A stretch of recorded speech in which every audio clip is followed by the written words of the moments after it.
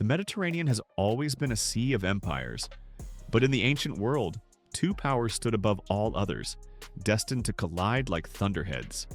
Carthage shimmered on the African coast, rich with merchants, sailors, and silver. Her ships dominated the waves, carrying gold, ivory, and purple dye across the known world. Rome, on the other hand, grew not from wealth but from iron discipline. Her citizens farmed by day and trained for war by night. At first, the relationship between the two was respectful, even admiring. Rome looked up to Carthage's naval supremacy, and Carthage respected Rome's hardened military culture. But admiration between superpowers never lasts. Both wanted the same prize: Sicily, the beating heart of Mediterranean trade. And from that desire, the First Punic War erupted. The first war and the birth of Rome's ambition. Rome had never fought at sea and possessed no fleet. Yet the Republic had something far more formidable: an absolute refusal to accept defeat. In a feat that stunned the ancient world, the Romans studied a captured Carthaginian ship piece by piece and built an entire fleet in mere months. Then they introduced a terrifying innovation called the corvus, a boarding bridge that transformed naval combat into infantry combat, where Rome excelled. For 23 exhausting years, the rivals bled each other dry. Sicily burned, fleets shattered, thousands died. In the end, Rome emerged victorious. Carthage surrendered its navy, and Rome gained its first province. But what Rome gained above all was appetite, a growing hunger for empire that would never again be satisfied. Hannibal's oath. Across the sea, Carthage rebuilt. And in those years of humiliation, a boy stood at the pier watching ships return from war. His father, Hannibal Barca, had fought Rome and carried the bitterness of defeat as a permanent scar. Determined to raise a son who would avenge Carthage, he placed 9-year-old Hannibal's hands on a sacred altar and made him swear an oath never to be a friend of Rome. The boy swore, and the ancient world would tremble because of it. Rise of a Punic lion. Hamilcar brought his son to Iberia, where Carthage was building a new empire away from Roman eyes. There, Hannibal learned to ride with cavalry, command troops, and speak the languages of local tribes. He grew into a soldier shaped by loyalty, purpose, and a burning promise. When Hamilcar died, leadership passed to Hasdrubal the Fair, who expanded Carthaginian power through diplomacy. Rome nervously agreed to a treaty that fixed the Ebro River as a boundary. Years later, Hasdrubal was assassinated, and the army turned to the young Hannibal, just 25, fearless, brilliant, and sworn by oath to destroy Rome. Saguntum and the Spark of War.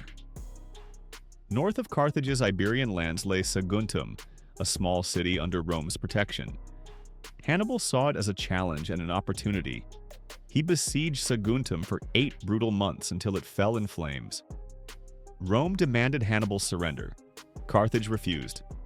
A Roman envoy held out his toga and declared, "I offer you peace or war. Choose." Carthage answered with a single phrase, "We choose war." And so began one of the greatest conflicts in human history, the Second Punic War. The impossible journey. Hannibal did not wait to defend Carthage. He marched toward Italy by the most audacious route possible, across the towering frozen Alps. He began with 90,000 infantry, 12,000 cavalry, and 37 war elephants. Snowstorms devoured men. Avalanches crushed supply lines. Merciless tribes attacked from cliffs. Elephants slipped on ice. Many died.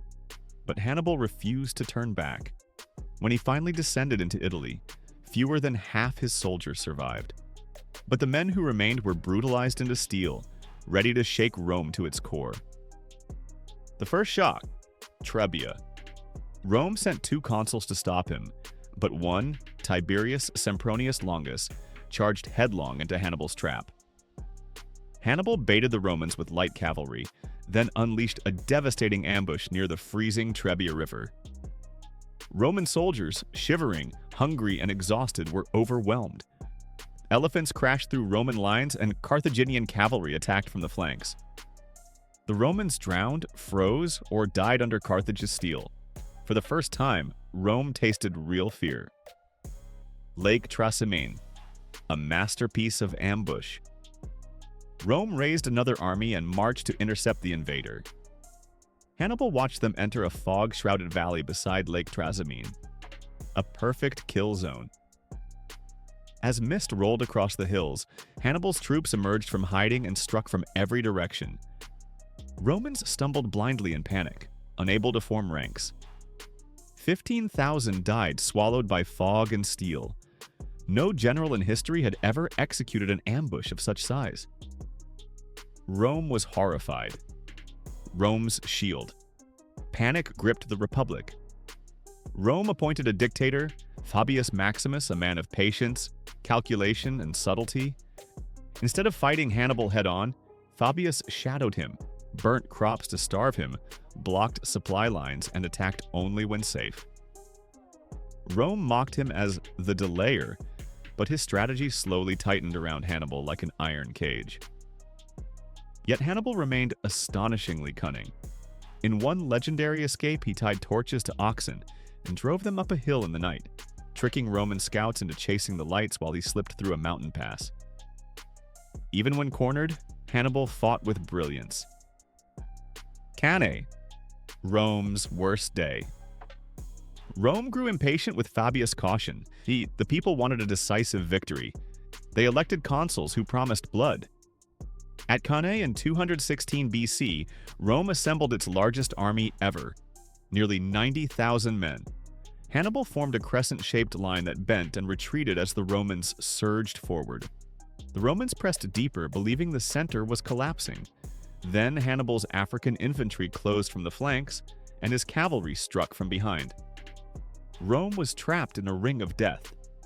By nightfall, 50,000 Romans lay dead. It was annihilation, a military disaster unmatched for centuries. A republic that would not die. Any other nation would have surrendered. Rome did not. No ambassadors were sent. No peace was offered. Instead, boys barely old enough to grow beards were conscripted. New legions were raised. The city turned its agony into iron. Hannibal continued ravaging Italy, but he could not break Rome's spirit. Meanwhile, a survivor of Cannae watched from the shadows, a young man who would change everything. His name was Publius Cornelius Scipio, Scipio's Gambit. Scipio realized that Rome could not defeat Hannibal by chasing him across Italy. The only way to win was to strike Carthage itself. Years later, commanding a reformed Roman army, Scipio launched a daring invasion of North Africa. Carthage panicked and recalled Hannibal from Italy. After years of brilliance and bloodshed, Hannibal returned home for the final stand. The final reckoning at Zama.